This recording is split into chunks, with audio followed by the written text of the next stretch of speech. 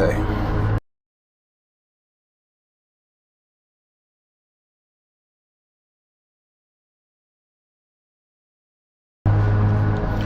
All right. Hello, everyone.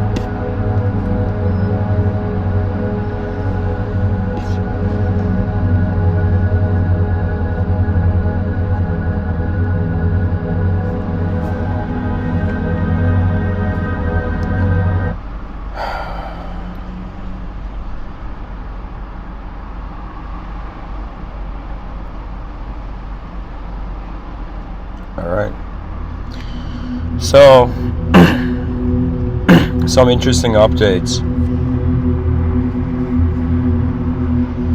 I'm travel bound tomorrow, and I thought for some time this might be like, one of the last, for now, it's going to be, maybe for like a couple of months, this is going to be like the last talk. Consciousness is a world carrier system. How does this idea relate? And in the subtitle I've written, is it possible to carry worlds?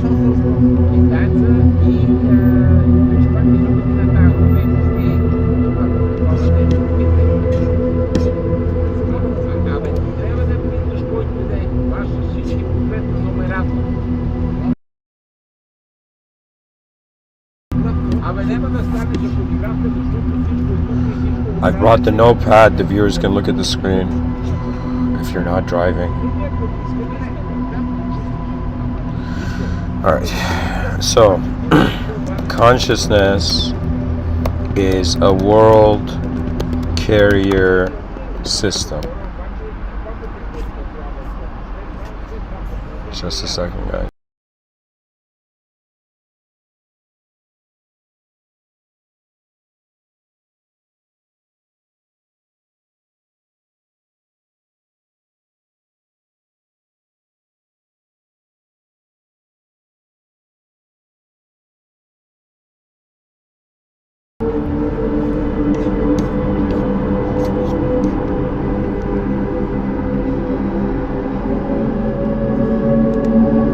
So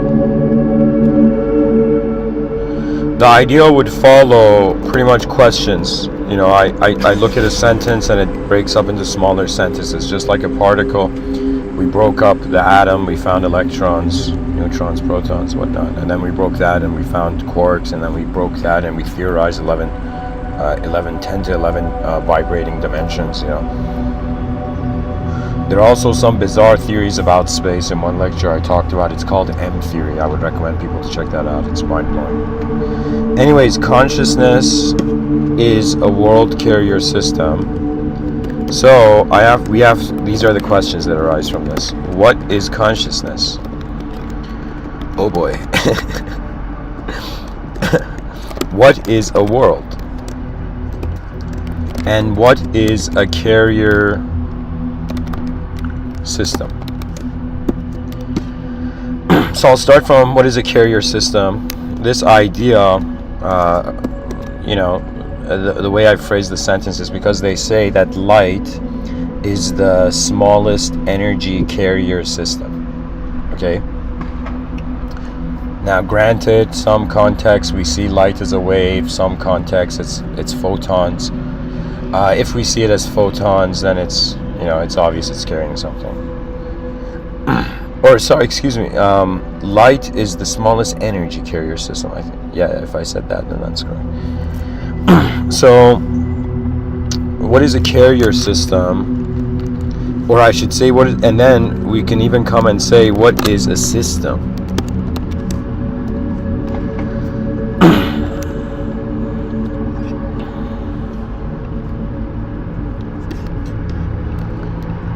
Before I give my own meaning, I'm going to read these for you. The argument I'm making in this episode is pretty much that, we don't know what consciousness, let's say, is, but we can kind of see what it's doing. And I'm interpreting it. I'm going to share from multiple angles what I mean, how consciousness is a world carrier system. There's actually multiple ways you can see that. So,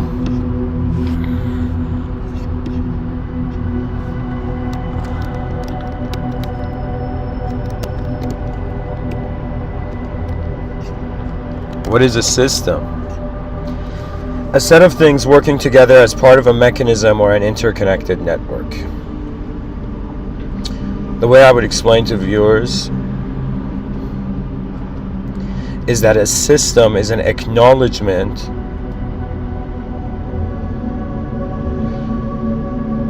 of a sequential way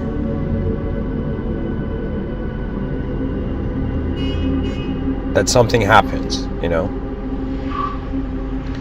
There was a time in my life where I had an interest in mechanical engineering and in some sense to understand how things work and the different mechanisms that we can identify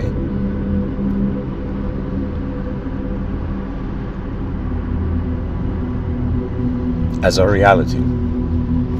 One can say that there are two types of systems. There's open systems and closed systems.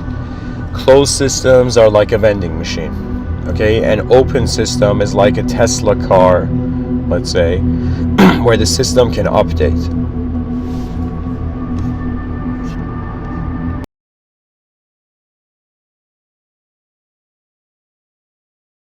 And my intent here is in answering these questions, these, you know, let's say simpler inbound within the main questions, to get clues and discover more about the potential context of this. So I'm going to write here clues, okay? So one clue is open systems. Is the system open or closed? So we know that this world is an open system, or at least the systems we find, because the world is changing, there's expansion to some degree. It's not just human beings that are conquerors. Energy has a conquering rhythm to it. Do you know? And conquering doesn't mean like, yo, go and attack another nation and conquer them. Conquering means that in the face of the obstacles, that means you can say there's two types of conquerors. There's honest conquerors and dishonest conquerors. The honest conqueror, or excuse me, I could say it even better. There are worthy conquerors and unworthy conquerors. When it comes to the idea of conquering, right, based on what it is you're conquering, the idea gets a negative connotation. If you're trying to conquer a person, wrong. Do you know? If you're trying to conquer, you know, like an, you know, like I don't know, like a group or something, like, you know, wrong. But if you want to conquer your own ignorance, if you want to conquer your own anger, if you want to conquer the inefficiency in civilization, you see, this world is so strange. Because we're individuals, we relate to something.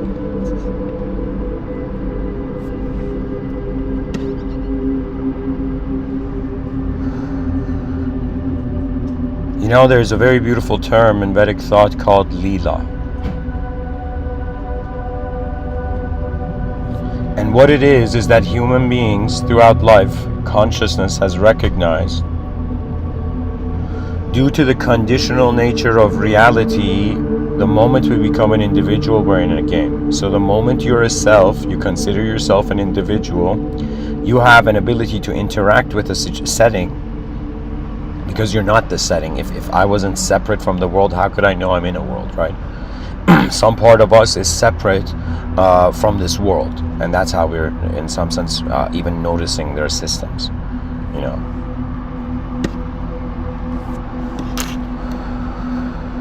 So anyways, I'm going to go through these myself. Okay, what is a system?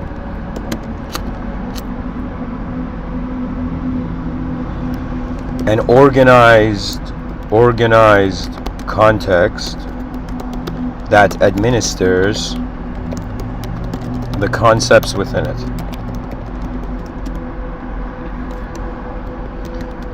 A system has multiple components, but it's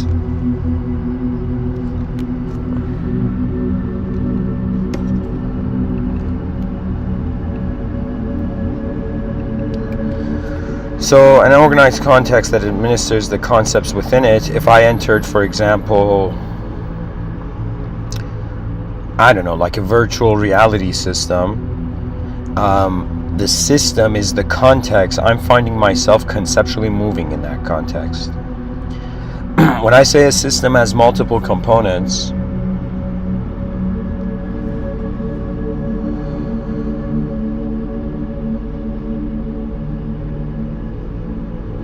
in other words, there's space for interaction. That means if a system is a verb,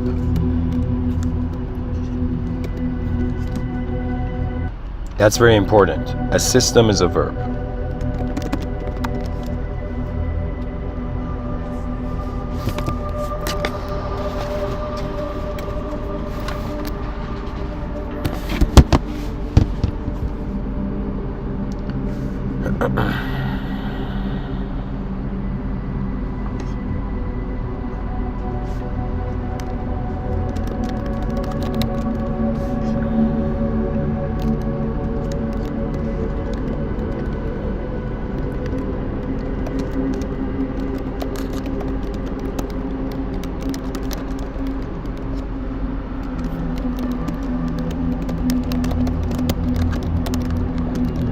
So consciousness, I'm writing here, conditional awareness to form that spontaneously arrives to itself. You know what's strange?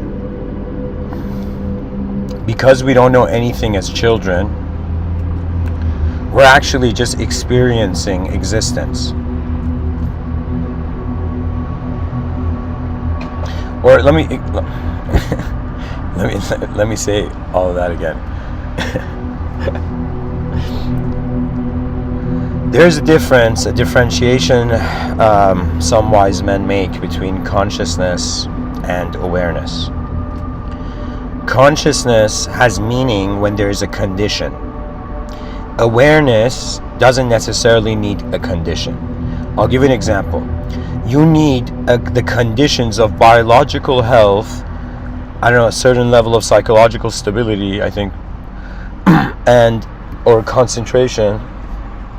You know, I this is on a tangent where I'll say it. I think a lot of the mental illnesses, potentially cognitive based mental illnesses on the planet, are just due to the absence of concentration. Absence of concentration, and also an inability to reframe your context. You know, like for example, when you look at like the self-help industry, which is $1 billion industry, right? The individuals are going to read, they buy one book and they're like, yo man, it's like they're truth jumping. They're truth jumping because they're not experientially directly shifting the context of their life. So they're just looking to be another concept. When you realize that the concepts change, that means today, like yesterday I felt like a winner, the day before felt like a loser, then the day before felt like a winner. And what I'm trying to say is that we are not a noun. But something in our physical life has convinced us that we have to be a noun all the time, right? This goes to a point where people cannot fathom the unknown being truth, right? And I think the unknown is the greatest clue. You know, somebody could come and say to me, yo man, I went out of my body, I went into, the Andromedan galaxy, I shifted, let's say planetary alignments there, made some friends and came back. Like, do you see, even if we claim the truth, we are still left with the unknown, right? This is why I'm saying the species, due to trying to look for truth as a noun, has actually boxed itself from realizing it's an unknown verb, dear beings. We are unknown beings. A part of us is visible, but it's unknown. Now, I'm not saying there isn't organization. One of the deepest ideas I've had, this was recent, this was today actually, I was thinking about it. I was in a Starbucks drive-through, and there was this car in front of me, and they had the dog's head was like, coming out of the back window. And for a moment,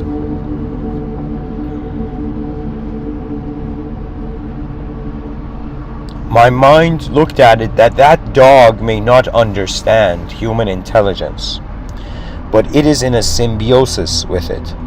And the interesting thing for me is that the known noun is in symbiosis with an unknown verb. But the issue is that since life is being based, how would I say it?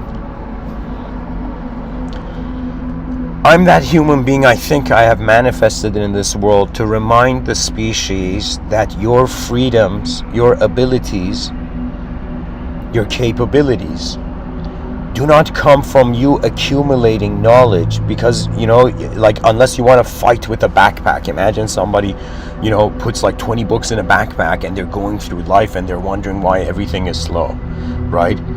And somebody's like, yo, let go of the backpack, and the person's like, no man, this is my knowledge. How dare you tell me to let go of this heavy backpack I've been carrying my whole life? Not my whole life, but you know what I'm saying. From the moment you put the books in the backpack, from the moment you accepted something without direct experience.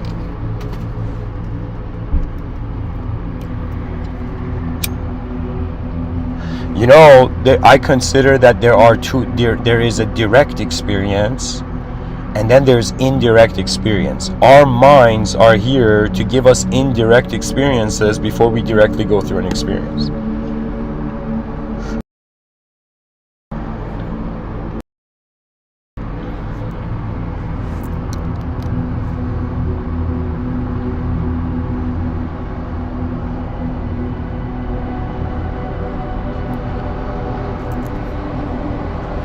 So anyways, let me get through these. So what is a world? In the outer realms, oh my god, I should just do this. Okay, whatever. In the outer realms, a world is a location. A location is firm conscious footing. In the inner realms,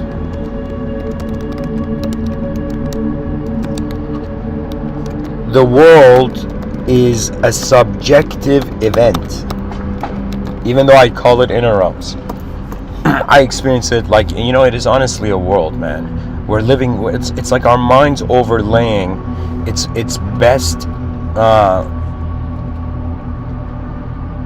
analysis upon the outer. I understand that there's spirituality, guys, but there's also something deeper. Somebody can get into a car for the first time ever, imagine, right? And then it might be a spiritual experience for them. But just because they're experiencing driving the car doesn't mean they know everything about the car. They might suddenly, after driving the car, from the beginning of their lifetime, suddenly at some point realize, yo, I can step out of the car, open the hood of the car, and realize that there is an engine, right? That means we're in a world where it's kind of hilarious. There could be invisible mechanisms that are motivating physical mechanisms, and there could be an inconceivable mechanism motivating invisible mechanisms.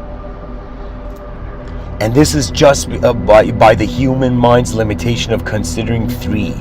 There's a huge chance that there's infinite dimensions. Not just because we're so small and we can fathom dimensions everywhere,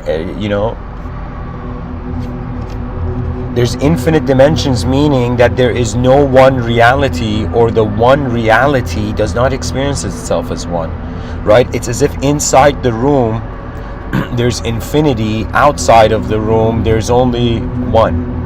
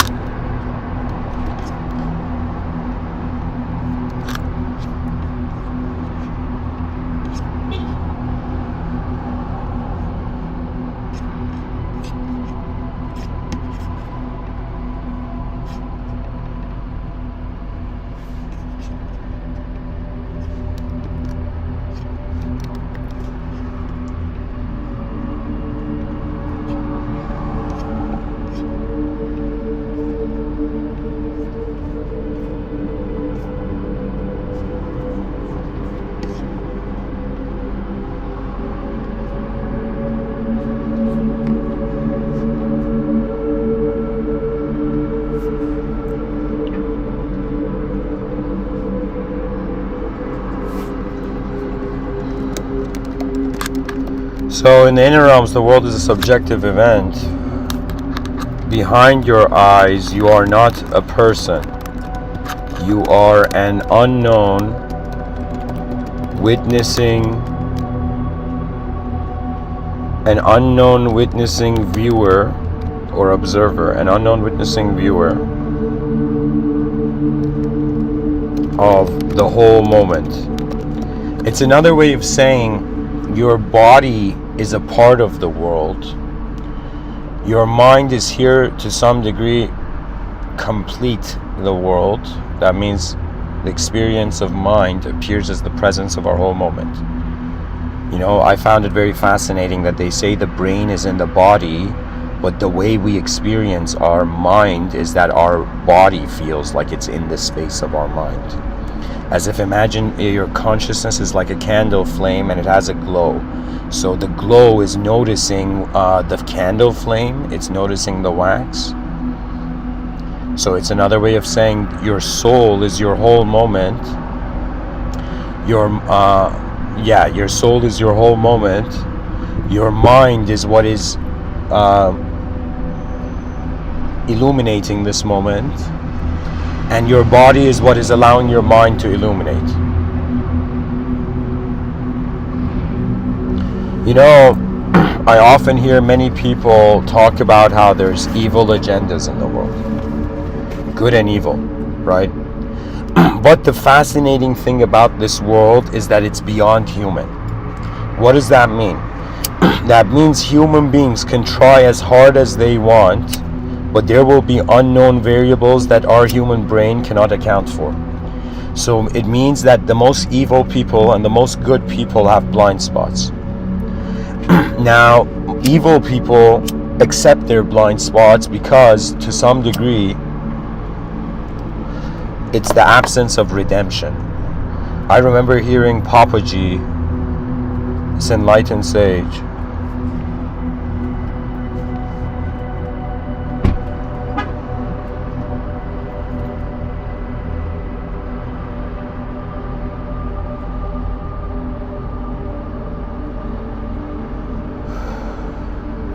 somebody asked him and he said pretty much something in the lines of, how come some people cannot experience enlightenment? And Papaji didn't give an answer as if like, it's not their time or all of that. He said that some beings are rejected by the divine because the divine requires gracefulness. Gracefulness cannot come if you have a totalitarian expectation, right? That means we have to be very careful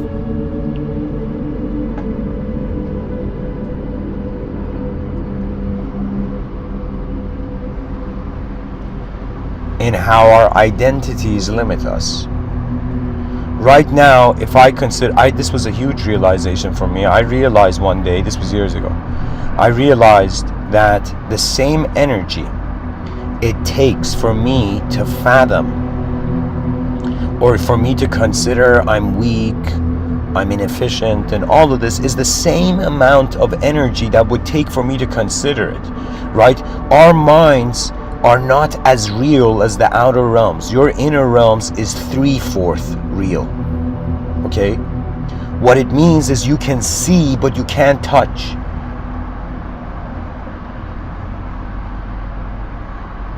I want everybody right now to visualize an apple, or let's say, because we evolved, I want everybody to visualize a banana just in the air.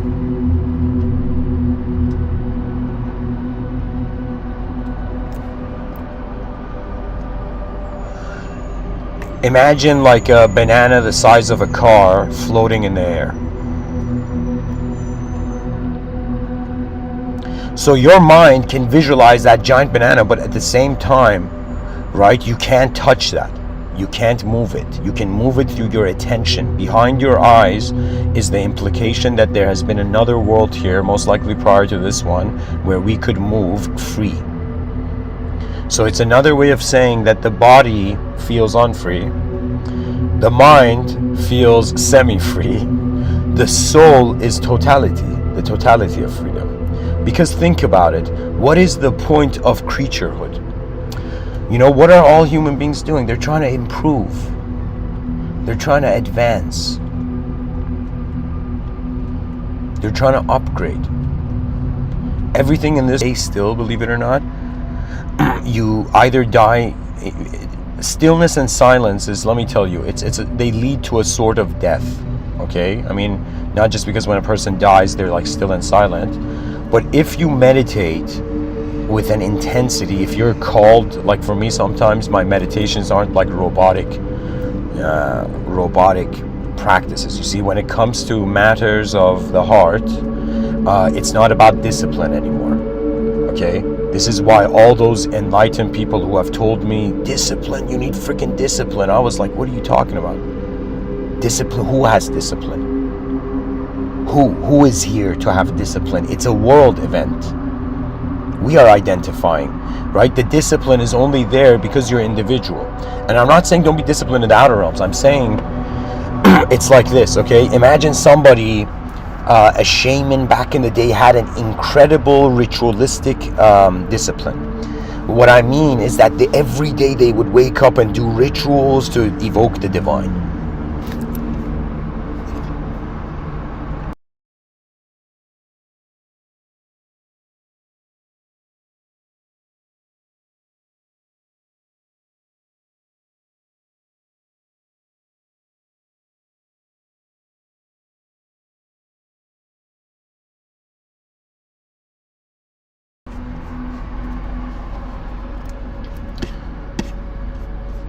What I'm trying to say is that shaman, okay, now I want you to imagine, okay, just imagine that there are higher dimensional beings, and there's a group of higher dimensional beings.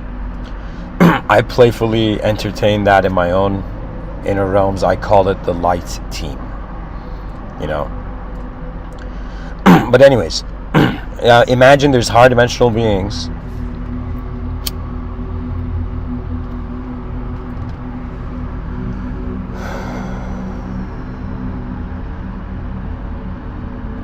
And this guy goes with ritualism, and imagine.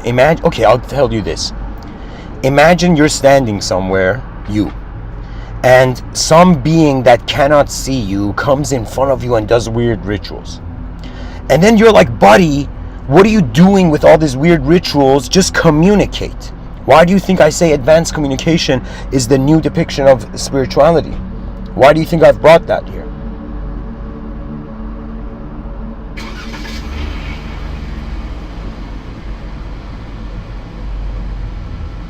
You would be like, yo, lesser dimensional entity, instead of having an ego that makes you think you have to do something specific, why don't you be your natural self and just be attentive? For me, honestly, I was before these Mr. Within talks, before I had my inner rhythms kind of be released, be unleashed, I was so preferenceless that at some point I was like, this is it. And non-duality has an important role here. I don't consider non-duality to be ultimate, okay? Because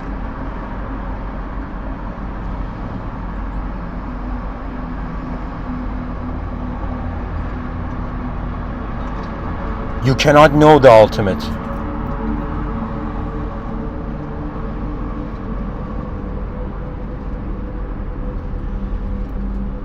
With this format, in this format. This is why the human experience is not for like some sort of divine escapism. It's a matter of responsibility. The most advanced being, just think about it.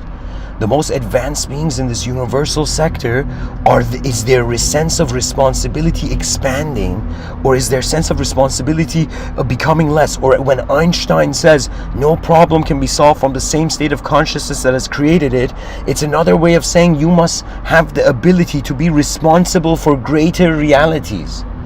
That means the new consciousness, when you see suddenly something new, it's as if some part of your psyche is being responsible for that perception. Who was it? Henry David Thoreau. He said,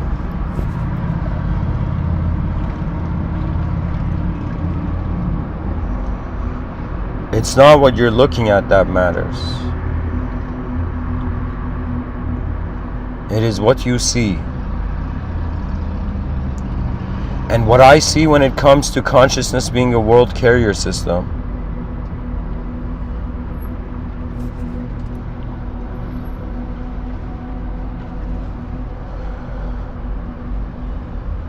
it's like energy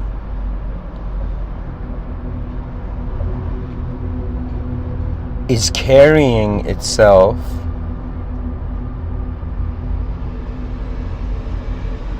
how do I say it?